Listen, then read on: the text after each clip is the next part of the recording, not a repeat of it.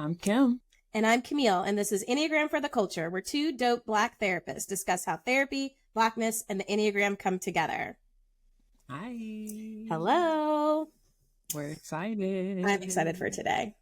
In this conversation, we're chatting with our beloved Enneagram 3s. Yeah, so first off, we'll kind of just do a brief summary of what a 3 is. So the 3 on the Enneagram is sometimes called the achiever.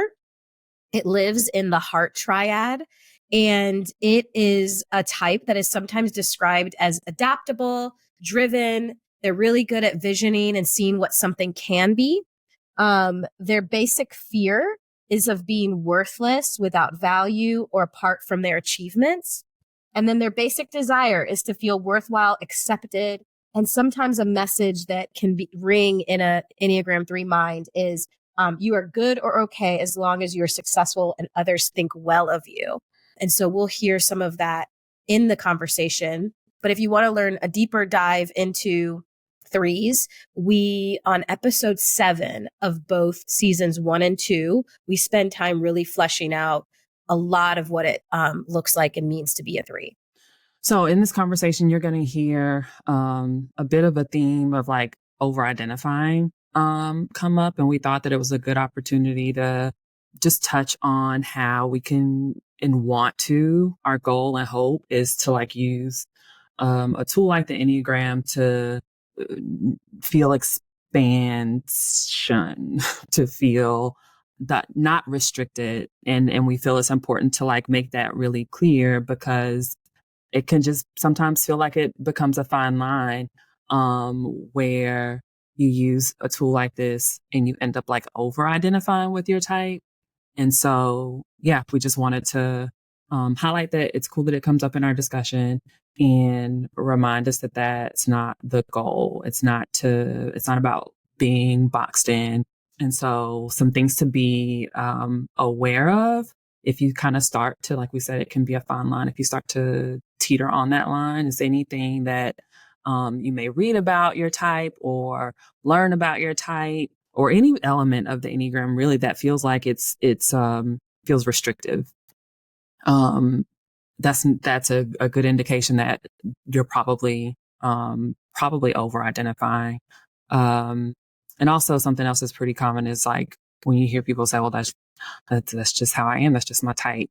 That's another indication that you're probably, or that someone is over identifying with their type. And it just means you're not getting all of the benefit you could get out of this tool by understanding who you really are, by understanding your type structure. So, yeah.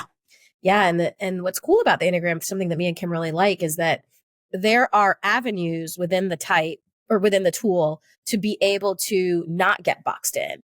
There's the wings, there's the arrows of strength and weakness and health. So there's tools within the Enneagram to help you to be able to expand just from being your number. So you can look at your wings, you can look at your arrows of growth and stress. You can look at the levels of development. So there's lots of different ways that it doesn't have to feel boxed in. There's different triads that you can learn from and lean on to be able to, again, have that expansive nature to what it is to be your type. So as you know, we talk about on the podcast, we like to kind of create that expansiveness and give you guys information to help it not feel so boxed in. Yeah. Something that a lot of people like ends up being a barrier to even being open to tools like this or work like this, is that, someone is trying to say, this is who you are, trying to like figure you out. And, this is, it can be an ongoing like curiosity that we all have about, life and ourselves as we're doing this thing called life. And so, no, not trying to, that's not what it's about. And I think part of that, as if I could jump in, is that, and our guest talks about this too, the layers of who we are and what space we take up in this world as the identities that we hold, and how even our identities create an expansiveness to the Enneagram, because that question that we ask about, like, how does this intersect with your Blackness? How does this number, how does this type weave into how you show up in the world?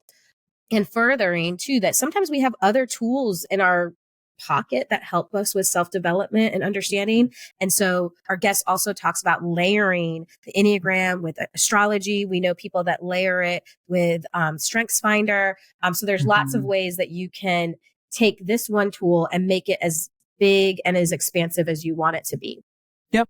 I think that's important to call out, because sometimes people feel like, again, it has to be one or the other, like it has to. And no, like a lot of people, it's one of the angles I approach the Enneagram with and lenses it in Christianity and my faith and my beliefs. So excited. Yeah, let's get into our episode with our awesome guest.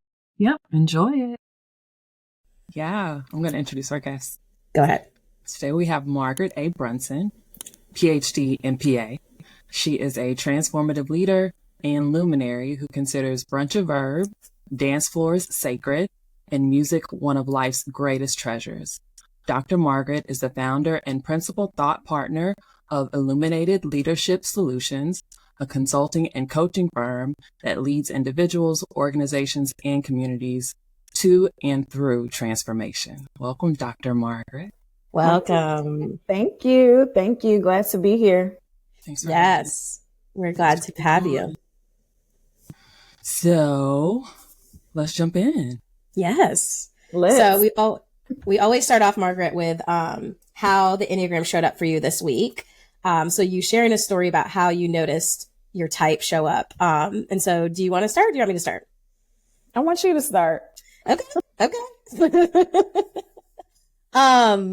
My Enneagram, the one that I thought of to share today is, and I actually picked it for you, Margaret, because I know that you have been feeling this, is the Olympics are over.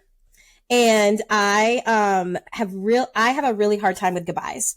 I always have. Ever since I was a little kid, my mom used to say that like I would like fall out with goodbyes. Like I would be crying the whole way home because the fun was over. Like the fun was over. I wasn't going to get to see my people anymore. You know, Uncle David's leaving, like whatever it was. Like it was such a disaster when the fun was ending. And this week I literally cried that the Olympics were over. I was like, wait, it's gone. And I was crying and it was just so fun and it was so good. And it was such a good Olympics. And I was like, we don't have it anymore. It's not on. And then I also thought I picked you too because I picked this for you too, because I was like, and I don't get to see the commercials with Margaret anymore because you were on the commercials and I was sad that I wasn't going to see you anymore walking. Walking at the end of the commercial. Did you see that? Did you see Margaret? Margaret was in the commercials during the Olympics. Like all of them? No, there was one political ad that was running during the Olympics, and I was at the end of it. So yeah, I definitely didn't see that. Mm-hmm. Mm-hmm. I actually had a few people come up to me last night and say, "Are you the person that was in that commercial?" Like, yeah, that was me. Hilarious. That's hilarious. Yes. I like that story, Camille. I think so, and I'm grateful that I asked you to start because I don't always think of my life in terms of like how my certain personality types are showing up. But I think the Olympics is a good example because I wasn't so sad about the end of the Olympics, right? I was motivated because I was like just super excited for all the people that won. And I think that's, you know, obviously a connection to my Enneagram type, but it also kind of motivated me. Like, I don't necessarily want to be an Olympian, but I'm like, let me do whatever I'm doing at that level, right? Like be able to see, like get the gold, you know, or even a silver or bronze. Cause I have to also remember like they are champions as well. Yeah. And they made it to the podium, which is something that not a lot of people do. Not everyone does. So the Olympics was super motivating. I also really appreciated like just the youthful nature of the folks in the Olympics, even if they're not like young in age, you know, that there was just like a youthful vibrancy. So that's also a reminder for me as I get older, like, yeah, you're good. You can still be vibrant. And you can also do new things. There was one runner who was like, I wasn't even running track 4 years ago. And I was like, what? Just a reminder of, how great you can become in a short amount of time. So I'll say maybe that's one way I think the Enneagram, my Enneagram type has shown up for me in the last couple of weeks. I love, that's a great example, because I'm not thinking I want to be that great when I'm watching the Olympics. It doesn't really motivate me. I'm just like, wow, look at them. And you're like, I'm motivated. Yeah, I mean, I feel that way looking at anyone who's at like the top of their thing, like folks, we all have a love for Beyonce, most of us. And I think when I look at Beyonce, I'm like, yeah, like she's the best at what she does. I don't want to be like Beyonce, but I definitely want to be like the best at what I do, or one of the best at what I do. So. Love that. I mean, I totally relate, but that makes sense because I think we're the same type, huh? Maybe. I don't know. I don't know what your type is. Tell us about your, we'll probably get there. Tell us like how you learned about the Enneagram. Yeah. So I thought about this because years ago, it had to be like 2005 or 6. I was working in the mental health field, and I was like training mental health professionals who were going out into the community doing case management, because I had done that work. And then I was also just a really good trainer. And so I was training these mental health professionals that were working with youth in the community. And I'm always trying to help people understand themselves better, because I think if you understand yourself better, you can help other people and do it from a place of like genuine support, and not because you're trying to solve or resolve something within yourself. Mm-hmm. And so I found out about the Enneagram Institute, and I signed up for their newsletter. This was like, 2005 or 2006.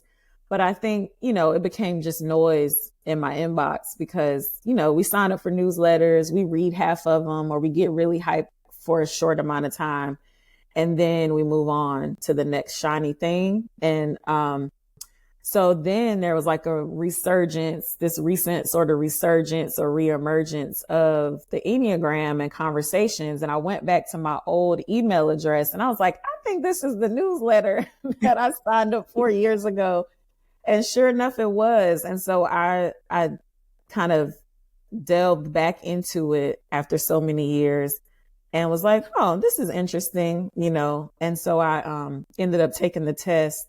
And then I also did a coaching session with someone who is studying the Enneagram. And she was like, you could be a couple of types. And so she gave me this book to read about my type. And she was like, see which one resonates with you. So I appreciated that aspect of it as well. But I'll say, for the purposes of typing myself, I would say I'm an Enneagram 3. Mm-hmm. Mm-hmm. Yeah. How'd you feel landing on that?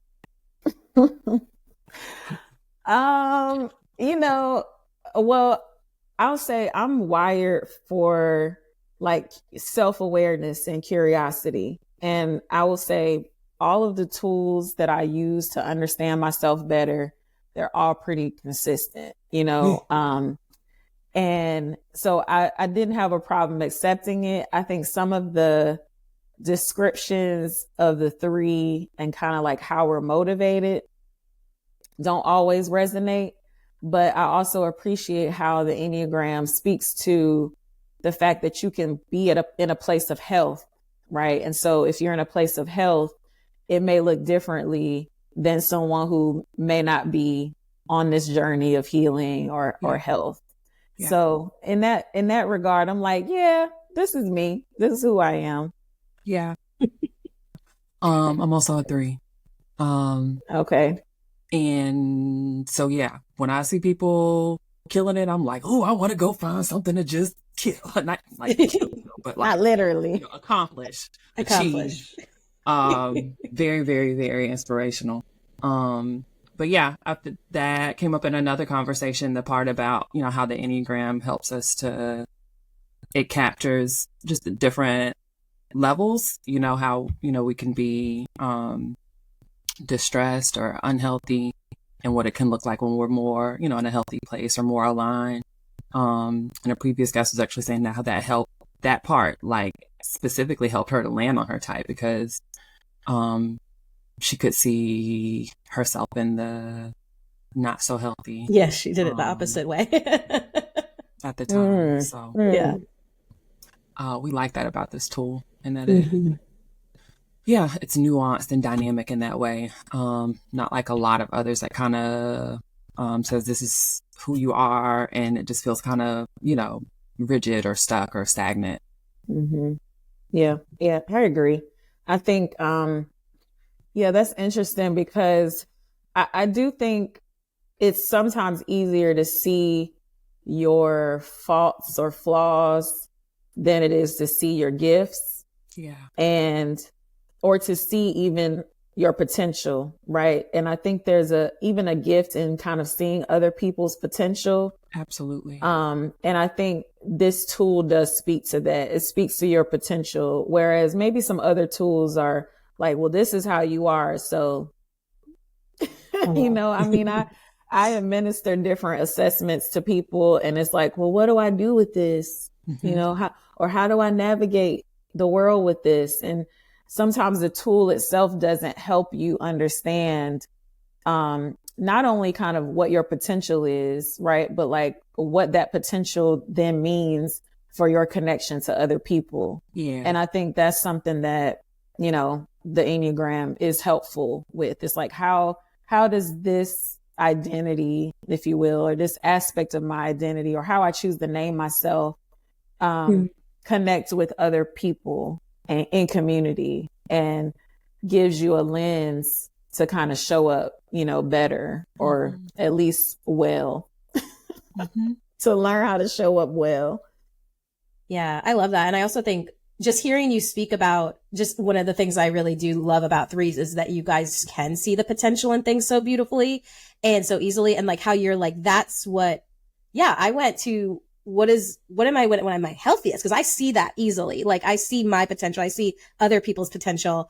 I just loved hearing you even say that, of like the potential part is very like familiar to you. Yeah, for sure. That's beautiful. Really. All the ways that we learned. That's cool that it's been from 2005, that it was like something in your inbox from way back then, and then it kind of came back around. Yeah, I was like, oh, I've heard of this, and then it just made me curious, like, oh, why did it come back around in such a vigorous way? But I kind of get it. I get how that happens with things in different iterations of time. Absolutely. Yeah, that is interesting. It is interesting to think about, because it did come back bit like loud and yeah. So with that being said, and we, on the podcast talk a lot about how the Enneagram can sometimes it can place people in boxes, and it can kind of leave out our identity. Some of the ways that some people teach it. And we like to not do that. And so a question that we wanted to ask you is, how do you notice your Enneagram intersecting with your identity as a Black woman? Yeah, I like this question. Because I'll say I don't necessarily notice it in an explicit way. I think, self-awareness tools are absolutely kind of a way for me to understand myself, and a lens through which to see myself clearly and kind of understand why I do the things I do, why I'm motivated the way I'm motivated. And yet, as a person who I very much identify with being kind of an intersectional Black woman, I try not to over-identify with any particular part of my identity.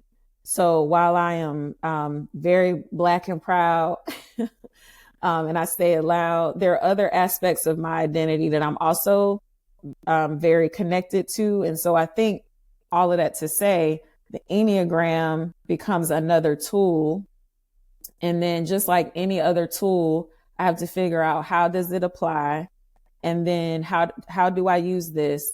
And then it also is very contextual. So I don't put a lot of pressure on these tools to speak to every single part of my identity. I don't put pressure on, and when I say other tools, Camille, you know this, but I'm very into astrology as well. And I see it as a tool for self-awareness. I actually see a lot of parallels between the Enneagram and astrology. So I'm also like, is this just astrology explained a little more succinctly? That's a question for another day. But I think, when we look at these tools, we take the tool as it is, and then we say, okay, what does this mean for me in my context? And my context is I'm an intersectional Black woman living in the South. And so in terms of the Enneagram and how it intersects with that, for me, there is an element of, okay, you're a Black girl growing up in the South. I grew up in the 80s, and 90s. So it's like, you be quiet, you don't get in grown folks' business. You don't brag. I also grew up in the Black church. So there's an expectation to be humble and to not tell everybody what you do. You don't brag on yourself. You brag on God. And so even this idea of achievement and being motivated by achievement has not been something that I've been, how do I say it? Practiced in, and being open about. It's like, no, I'm doing it because this matters. And it does matter, it matters for a bigger picture and a bigger purpose, but it's also because I like to win. and I can say that, like, it's probably one of the reasons I'm not in sport. Never played sports because I never wanted to lose. Like, somebody's got to lose, but I mean, not me. Not me. And then what happens when I lose? No, I'm gonna be a loser. So like getting more to a healthy place in regard to, like, there could be multiple winners. We can all win. There's a place for all of us to win. And I think that is, as a Black person living in America,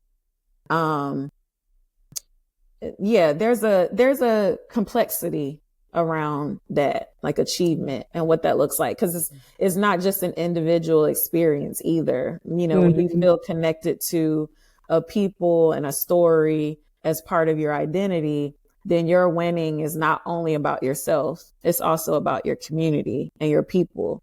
So then achievement for achievement's sake, that's just not enough, when you're Black.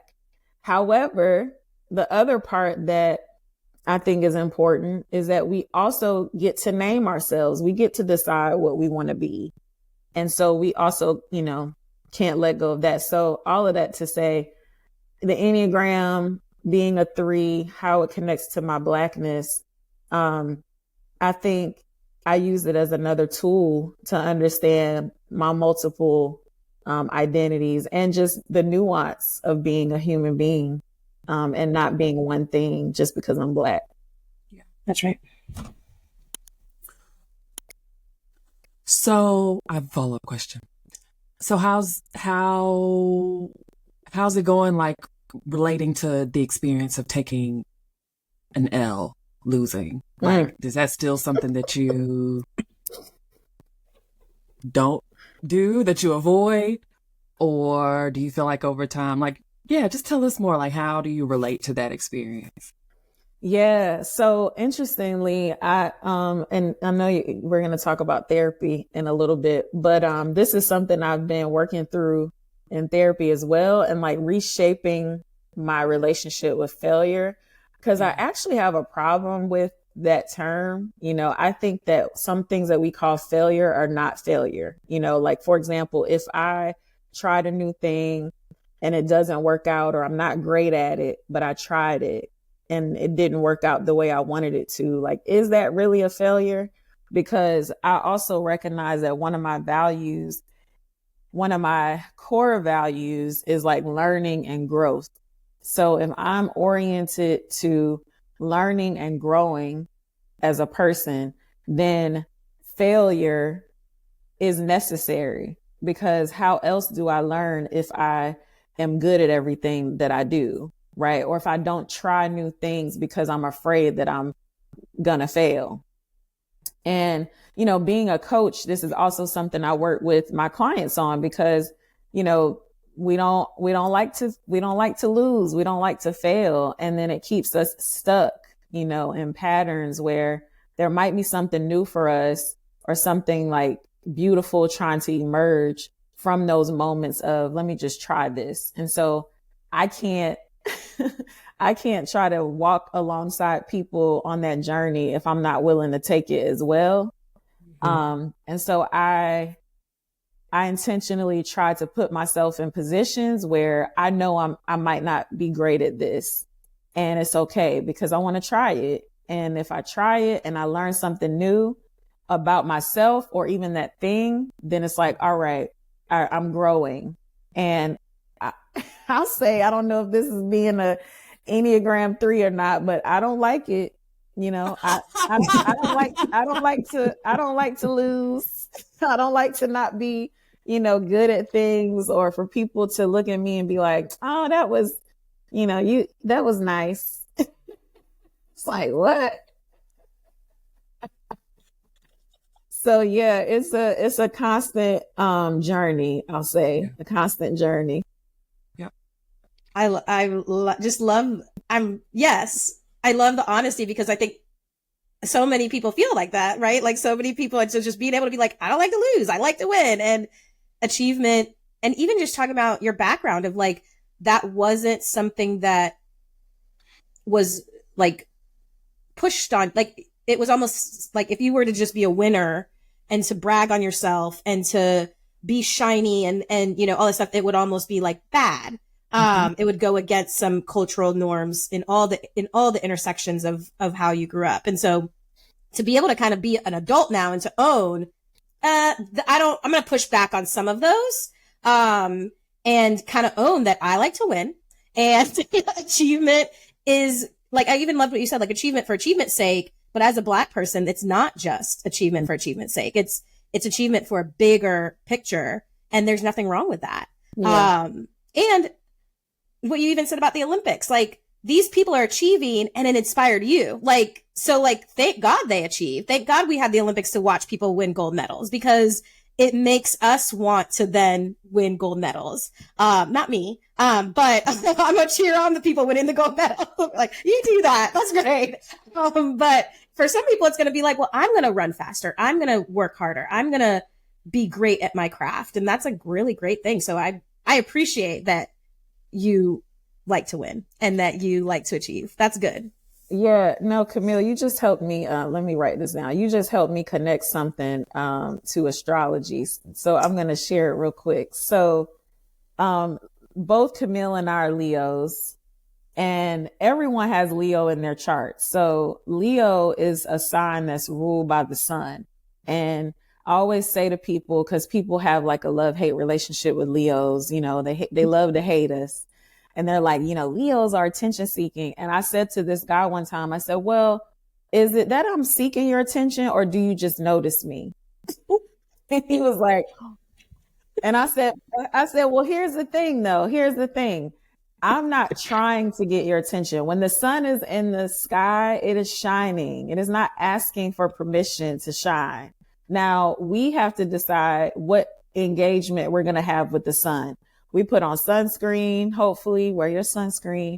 We put on sunglasses to keep the sun from burning our eyes. We don't stay out in it for long, because as beautiful and as warm as the sun is, it will burn you and it will also hurt you.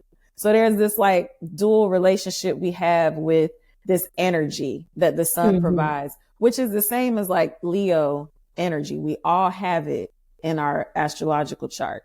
I think the thing that the Enneagram that I'm realizing in this moment is like, there are reasons why we shine, right? There is a motivation to the shine. So like you said, Camille, it's not about you wanting to win gold, but what I know about your Enneagram type, because actually the two types that people have said, oh, maybe one of these is yours, is the 3 and the 7. Because they were like, you're kind of presenting a little bit like a 7.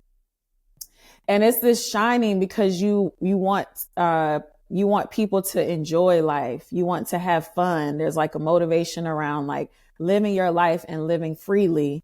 And then my shine is like, no, if I am achieving, I'm actually maybe showing someone else the way. So there's still like this sunshine component to even the two different sort of motivations, but nonetheless, you're shining. Yes. Yes. Yeah. So I feel like, I think, like I said, these tools are there to help us like understand these nuances, a little better. But yeah, that's really good. Thanks for sharing. I love that line that you told that person. Are you am I seeking your attention, or you just noticed me? I mean, people need help. They need help to understand what's going on with them in a moment. It's like, I'm not doing anything to seek your attention. You're just not understanding why you're drawn to me, and that's okay. I can help you figure that out. Everyone listening to this is going to be like, oh my gosh, she's such a Leo.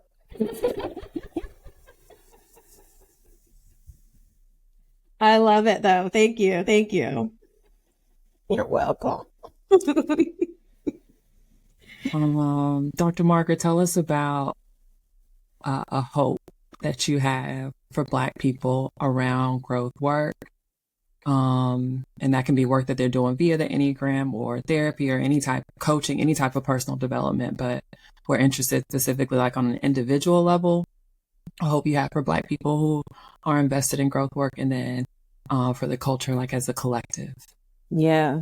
Thank you for that question, because I often think of my work in those two sort of domains. Like, what is the individual? What is the implication for this?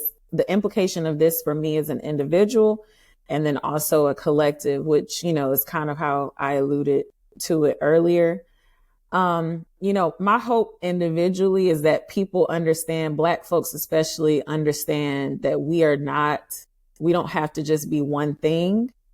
And that we actually do have the right to name ourselves. And I said that earlier, and I think I want to explain kind of what I mean. So, when we say like, oh, I'm Black, I think there is obviously a cultural component to that. There's a sort of shared experience, and a collective struggle even that we have as Black people, where it's like, okay, if I am naming myself as Black, then I'm saying something about my experience in the world.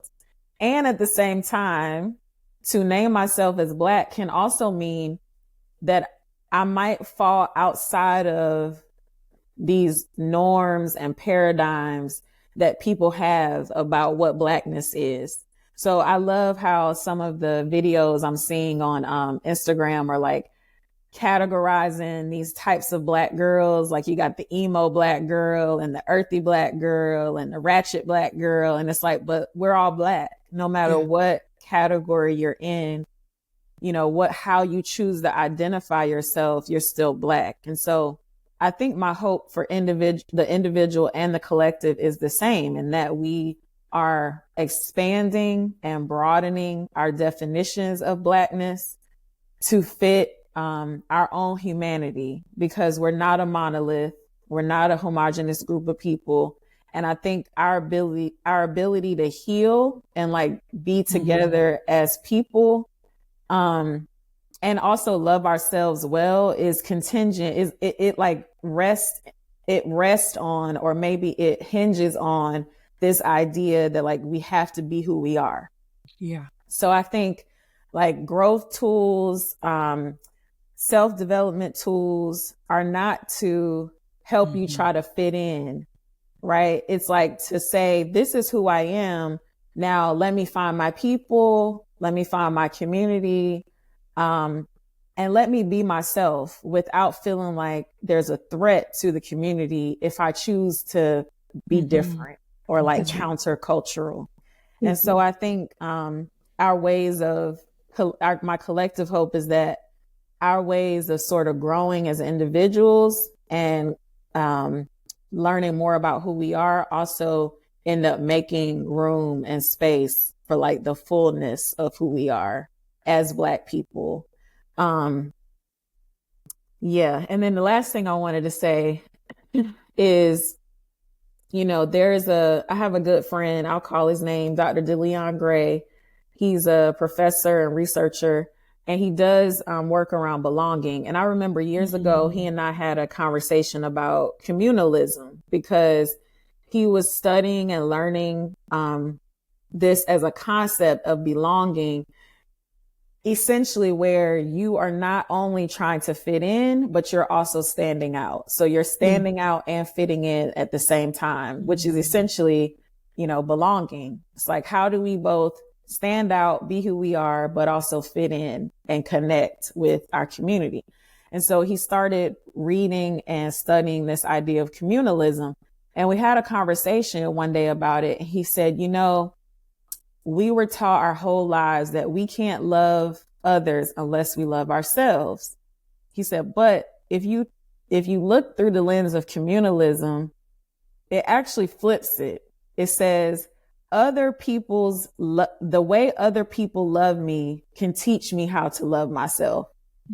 So if other people are loving me and loving me well, that can actually teach me how to love myself. So I think that's also a part of my hope for the collective, is that we love each other so good. And I know that's not proper English, but we love each other so good that individually we learn how to love ourselves and to love ourselves well. That makes me feel like all types of things. This is what's happening in my body right now. I have chills on my arms. I feel like tears kind of welling up at the bottom of my eyeballs. And there's something really warm that's happening, like right here, just above my gut. So that I'm listening and like visualizing, and it's just an overwhelming sense of, I guess, joy, you know, to be able to tap into that. That vision for us. Yeah, it did me the same way when I first heard it. I was like, "Ooh, that's good," right? Because sometimes you don't know what to do to even love yourself. You know, like I know both of you are therapists, and you sit with people and you help them like on these journeys of love, whether it's for themselves or other people or whatever. And you know that sometimes people are just like, I don't know what to do. But what if the community also became a healing space for you, a lens for you to see yourself, right? And I think that's what we need as not just a culture, but like a community. Yeah. Yeah. No, I mean, there's a lot of truth to that it's real, because even when you just said therapy, like, yeah, like the way that your therapist cares for you and loves you might be the first place that you feel that. And it might be the safe relationship, the safe space where you actually set a boundary and someone doesn't freak out, or you say the hard thing and the person doesn't shame you. Or you come in, you know, crying and the person isn't looking at you crazy. Like, so that love that your therapist or the communal, like, part of that is a huge healing agent of what we do. Yeah. But then that's micro. And then, like, I've expanded it even to obviously families and like attachment theory and moms and caregivers and their children, that like, how a baby feels, is important for how they develop, how a person's being loved in those moments during childhood. And then even macro level, like when we think about social justice, and it's like my love for others, like, like that, there's something there that I don't know if I fleshed out yet, but if I'm not loving others, then what it, like, that says something about me, but there's something there that it's important for me to, in community, love others, because that helps me love myself. And, or if I'm receiving love from my community, then I feel important and valued. And so when we think about the world and the injustices, that's really big. Yeah, no, that's good. It's a symbiotic relationship. Yeah. It's kind of like that. I mean, it's sort of a little bit adjacent, like, no one's free until we're all free. And so, yeah, if I'm hating you, like, how does that then turn back on me? Yeah, no, that's good. My wheels are turning now because, so much of this conversation too is about like liberation. And, for me, like love and liberation go hand in hand. And I think sometimes when we're not loving, it's because we're not free. Yeah. I've been saying lately that I think sometimes when we are wanting a safe space, we are actually wanting a space to be free, to be ourselves, because no one can really guarantee our safety. And I get it. I know we want to feel safe. That's a sort of a need that we have. And at the same time, freedom is not safe. So there's this idea that like, oh, if I can't be myself in a space, then ultimately I'm not free. So then if I'm not free, maybe no one else needs to be free either. Like there's this maybe subconscious thing happening where we're unable to see and or love one another because we can't see and or love ourselves because we're not in a free space to do so. So I think there's even in the hope of, can we love each other well enough so that we can love ourselves? There's like a liberation in that. Like love, I do believe that love liberates. And as much as people want to sort of water down love or dilute it to something that's that you can make money off of, that you can commodify. It's not a little thing. Love is not a little thing. It's actually a revolutionary thing to love. So anyway, I think the hope is always liberation for Black folks. And there is an element of it that is our responsibility to get free too. That's right. Yeah. That's right. I have a question that I don't have an answer to, but I want to toss it out because it just made my wheels are turning. When you were talking about one of your hopes being that I want Black people to be able to be themselves, and you were talking about like the Instagram, the emo girls, ratchet girls, blah, blah. And I was just kind of thinking that has come up a lot in our interviews. Like a lot of people, that's how they answer it. I want Black people to be whole. I want them to be able to like what they like, be what they want to be. And I was just kind of like zooming out. I'm like, why? And maybe this is a stupid question, but I just want to toss it out as a thought. Like, why is that maybe a theme right now that like, we're seeing it on Instagram. We're seeing it in conversations of, hey, that we're not a monolith. I'm wondering if like 10 years ago, 20 years ago, if that was the conversation, or if this is in this moment of time, this is what Black people are talking about and needing. And I don't know what you guys think about that. I think we're evolving. I think that we are giving ourselves more permission to, to see ourselves, to seek out tools like this, spaces like therapy, to get to know ourselves better in ways that, 10, 15, 20 years ago, like it was still very taboo, very much a stigma associated with it. And so we didn't. I think we're seeing ourselves more, right? Like, so going back to the Olympics, for example, or any kind of, big stage, there's more representation of just all of the different flavors, of us. And so then we feel more comfortable and empowered to, like Margaret said, like name it and own it and lean into it. So those are the two things that came up for me initially. I like that. Yeah, I agree, especially with the, evolving, kind of the evolution, because I think it's a sign of, honestly, like people getting free and healing and also not over identify. I said this earlier, but not over identifying with one part of yourself, because I think there's a danger in that. Like, I think there's a danger in over identifying with any one part because it puts you in a box. And I think people are evolving to the point of, especially with all the healing work people are doing. I mean, people are going to therapy now. Like I remember when going to therapy was something you didn't talk about. No. People were going to therapy, but they were not telling people that they were in therapy. Now it's like, my therapist said, we know all our friends. I know. Who's your therapist? Anyone? Like, it's like, where there's excitement about it. There's an energy about it. Absolutely. I know all my therapists' first, like all my friends' therapist first name. I'm like, what did Gail say? What did Caroline? Exactly. And we have multiple therapists because we are using the wisdom of our friends' therapists as well. Like, what's your therapist say? I would tell you what my therapist said. And there's something beautiful about that, because people are wanting to heal and get free. And I think getting free is also saying, is this sort of self-discovery journey of like, who am I outside of even like trying to decenter whiteness or decentering white supremacy? Is like, who am I outside of this one aspect of my identity?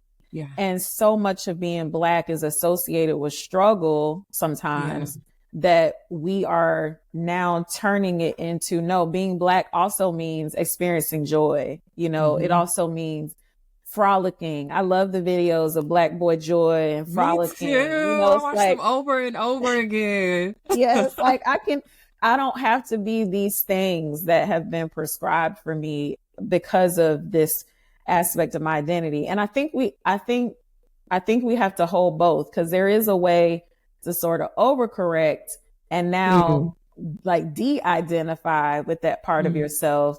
And then you kind of lose that communal, connection.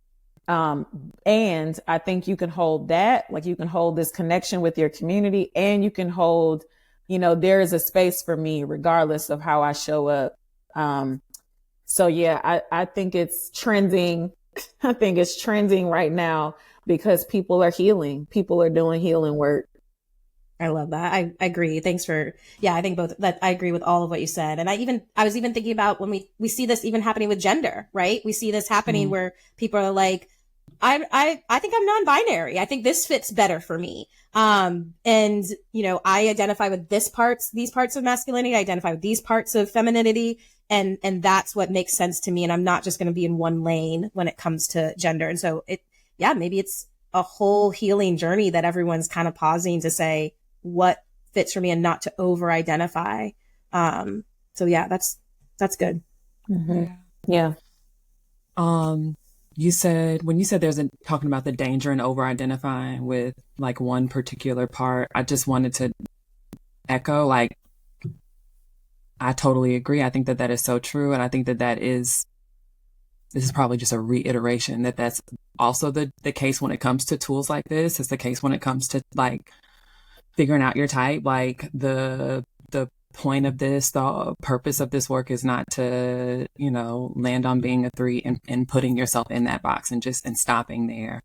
We love it because it helps us to kind of, to be able to use understanding your type structure as a way to get to know who all you are outside of just that. How to learn how to pay attention to when you are over identifying. So for example, like when you're really not trying to do anything that might end in failure or loss, right? Like that might be an indicator to us that we're in that moment, like we're really over identifying with achievement. And being able to recognize that gives us that liberation and freedom and permission to try new things and like totally fall on our face, right? Yeah. And learn from it. So I just wanted to reiterate that we, even when it comes to this work and even when it comes to the Enneagram, like it's dangerous, to land on your type and over identify with it to get stuck there. Yeah. One of the things I talk with my clients about all the time is, this idea of, needing frameworks versus like formulas, and frameworks they're always like, well, what's a framework? What's the difference? And the way I describe it is, I live in a cookie cutter house, right? My house looks just like the other houses on my street. We all have the same layout. We have the same framing. And I watched my house be built or constructed. So I remember coming into the house after they framed it. And then it was like, oh, I could start to see this is where the kitchen is. This is where my bedroom's going to be. That's where the powder room bathroom is.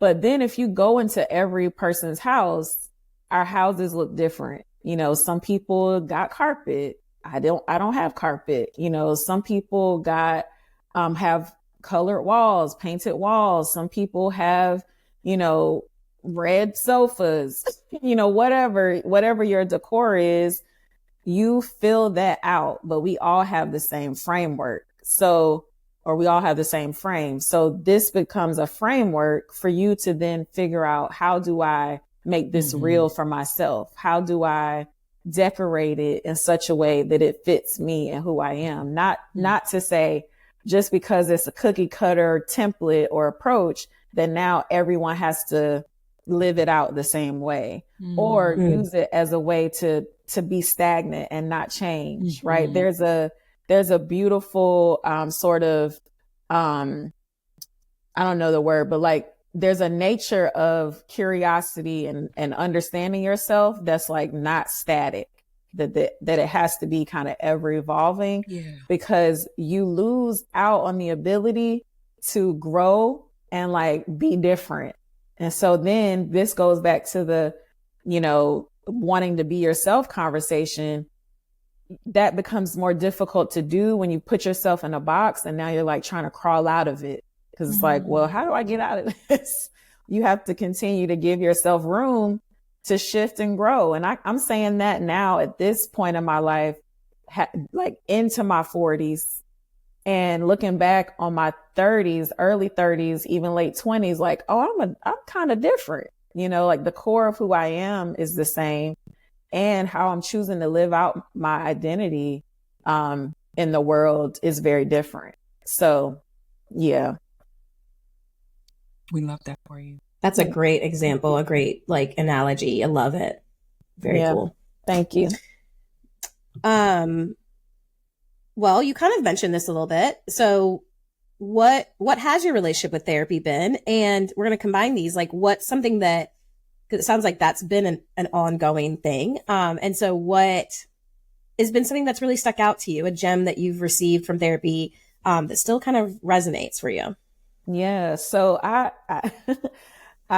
think about it like I've been in a wonderful relationship with therapy since 2010. So I actually got divorced in 2010. I was young. I got married young and was divorced, you know, after about 6 years. And so it was a very difficult season in my life, because not only was I walking through this like end of a marriage, but also like really learning more about myself, and was just really confused. And here's the thing about me in therapy. So I have a lot of insight, right? And so I've been to therapists who are like, yeah, I just, you know, I think you're all right. It's like, no, I'm not all right.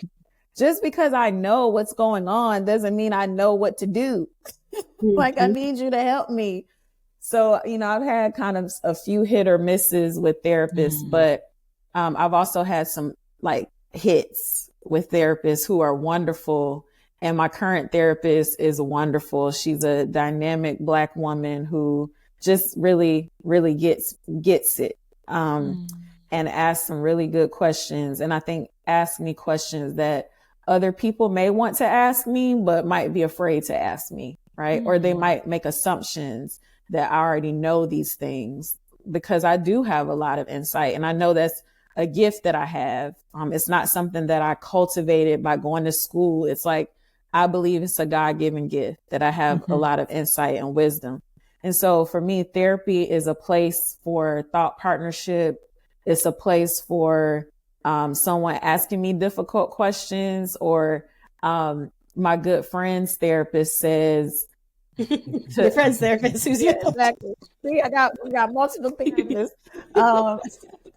Says like, outsmart your smarts, you know, like you try to outsmart your smarts. And, you know, I think some of us do that. Yeah. So anyway, I appreciate therapy for what it is and the tool that it is. I think it's a really useful tool. Something else I'll say for this season of my life, that has been different in other seasons, but I feel like I'm really doing the work now, because I know you all will appreciate this, but already do. Yeah, like, like therapy, sitting in the therapy session is part of the work.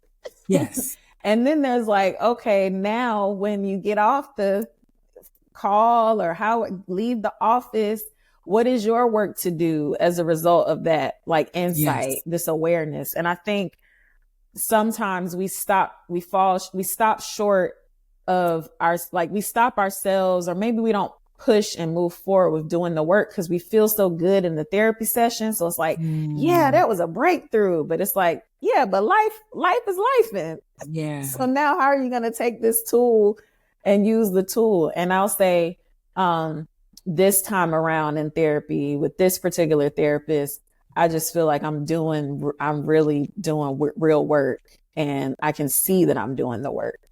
I see it because I'm looking back on situations and seeing how I'm reacting differently or responding differently or making different choices. And I'm like, oh yeah, I'm doing my work. So that makes me feel really good. But I love that. Yeah. So yeah, I'm sure you all have clients that are doing the work, and hopefully those who are listening, talk to them, please. Do the work. Yes. Do the work. Interestingly, when I was choosing a career path, I thought about clinical psych because, I love psychology. It was my undergraduate major. And then I was like, but I don't really want to sit and listen to people's problems, the same problems over and over again. I'm more like let's move forward. What are we going to do now?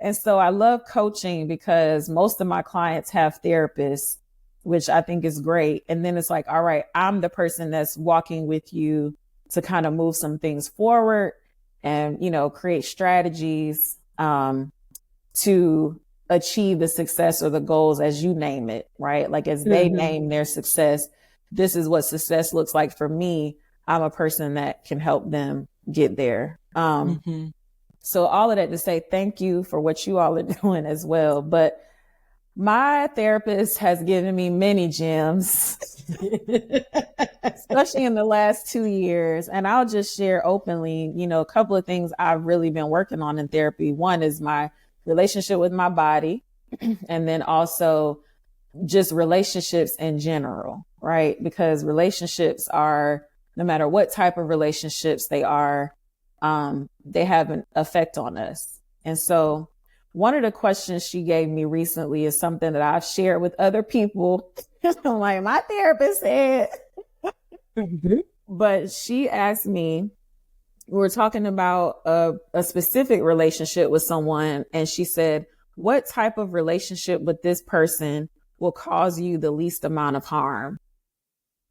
So it totally reoriented the way that I look at the relationship, because I think sometimes we become very rigid. Camille, you mentioned boundaries earlier. I think we don't put boundaries in place because maybe we don't trust that we can keep them. And so then we just become rigid. It's like, well, I'll just cut it off. And it's like, but you can't walk through life cutting people off. And if you see value, right? If you see value in the relationship or the person, then cutting it off is also not being truthful about what you want with that person. So, what type of relationship with this person will cause you the least amount of harm? So then I'm thinking about it in terms of that relationship. But what has been the biggest gem of that question for me has also been looking at it through the lens of my relationship with myself. So what relationship with myself will cause me the least amount of harm? What is the type of relationship I need to have with myself that will cause me the least amount of harm? And it's been a gem. So I really have appreciated that question. Yeah. Thank you so much for sharing all of that. I especially appreciate you sharing your experience as far as having some hits and having some misses. I think that continues to be an aspect of therapy that is important to highlight and talk about, right? You're going to try to find somebody, and sometimes that somebody is not the somebody, and that's totally normal. That's okay. And for us to feel empowered to accept that, name it, and hopefully, if we need it, continue to search for somebody that feels like it could potentially be a hit. So thank you for sharing that. And also the part about the work. And I tell clients all the time, like, what we do for this hour, I mean, this is just a sliver. Like the work is going to happen outside of the office or outside of the session. And so thank you for encouraging folks to lean into that. I definitely appreciate that. And when you were talking about you deciding on a career path and how, the idea of sitting with people's problems was challenging for you, that sounds like some 3 stuff that resonates with me. Okay. It still is something that on a daily basis I have to check and have had to like really do my own work around and grow through, because that is, as an achiever, as somebody who has the tendency to see, like we said, potential in folks when they're not there yet, right? And they're really, their perspective is very much the hard stuff, the stuff that's a problem. And I'm like, oh, but like we can get there, and they're not there. That's hard. Yeah. It's hard, and it's required a lot of work and patience and my own kind of, like I said, awareness and growth. So thanks for naming that too.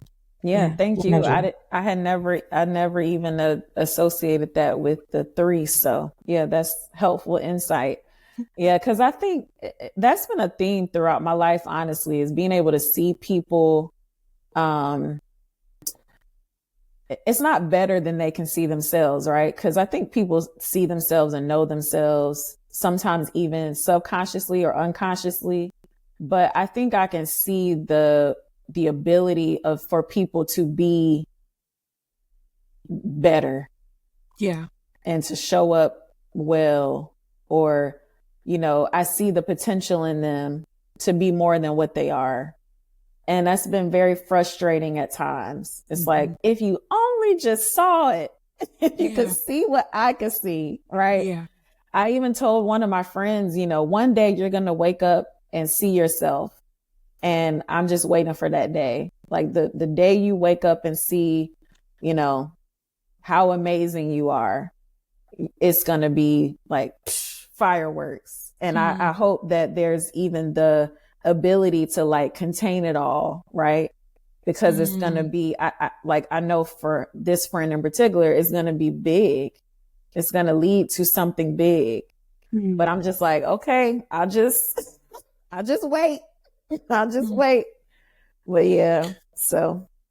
I remember my mom saying that to me. When I was like hit middle school, I really started to struggle with self-esteem, like really. Just now I can see that it was lots of shame, but I didn't feel confident. And my mom would get so like frustrated. And I remember her saying to me, she was like, I can't wait for you to see yourself the way other people see you, the way I see you. And it wasn't until, past like 5 years, I think that started to happen. And can you hear me? I know. So you said it wasn't until the past like 5 years where I feel like that started to happen. And I look back, I'm so grateful for my mom and some of those conversations and, to get there. So also hoping and praying for your friend, Margaret, that does happen. Yeah. Because, sometimes it's a part of the journey though. And it's a part of some of our experiences it takes time and work to get there. Yeah, absolutely. Yeah, love that. And I love the question that your therapist asked you. So thank you, Margaret's therapist. What's the relationship that would cause you, how do you want this relationship to be that would cause the least amount of harm? I really like that. I love that in relation to our own selves. And even what you're saying, like I've done a lot of work around my relationship with my body, like that's huge. Like that's such a great question to ask people. What relationship with your body causes you the least amount of harm? And that's a beautiful, beautiful, like kind of a big breakthrough question. I could see how it could be the case. For sure. For sure. Yeah. And, also, I'll just say on record again, I also lean into astrology quite a bit. And so that question also aligns with a question that this astrologer coach that I've worked with a little bit, I see her as a teacher as well. She said, what relationship with my body is in service to my spirit? Because there's much in my astrological chart that connects the body with the spirit. And so that the relationship with our body is not an exclusive one, right? That there's like this synergistic, symbiotic relationship between the mind, body, spirit, which is why we, need mind, body connection. But for me specifically, it's like what relationship with my body is in service to my spirit versus in service to some other thing, that sometimes is elusive, to be honest. That's right. Yeah. So anywho, gems, wisdom, I use it all to be well. Thank you for sharing. Thank you for sharing. Thank you for sharing. So you're obviously doing some incredible work like for yourself, some incredible work for your community. You mentioned coaching quite a few times. We want you to share, like, with our audience, share with us if there are any like specific elements of your work that you'd like to highlight, or that you're excited to share with people, and where people can find you and connect with the work that you're doing. Yeah, thank you. So through my business, Illumine Leadership Solutions, I provide organizational and leadership development consulting and coaching. So these questions around kind of like, how we show up, I generally frame those through either individual, executive, and leadership coaching, or working with businesses and organizations to do what I call transformative impact planning, which is this marriage of strategic planning and cultural transformation. Because I think most of the time in our organizations, when we are aiming to do something good in the world, or make an impact of some, do something of import in the world and make an impact, we often forsake the fact that it's people who have to do the work. And so then we don't intentionally build healthy leadership cultures to drive our work forward. So I don't do strategy work without also focusing on what is the transformative leadership culture that you need in order to push these goals forward.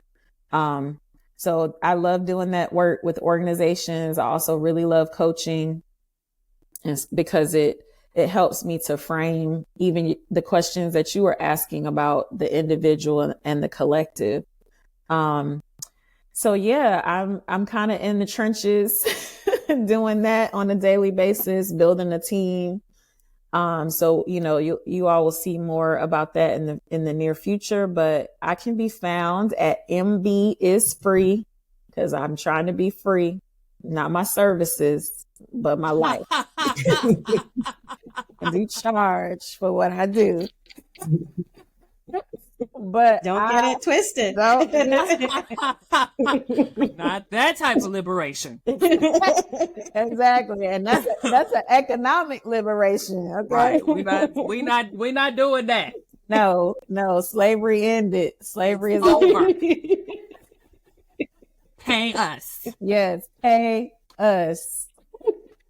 But I'm trying to live a free and liberated life. So Absolutely. MB is free on everything. Instagram, you can find, you can put that in on LinkedIn, my bio come up. So all of it is MB is free. Perfect.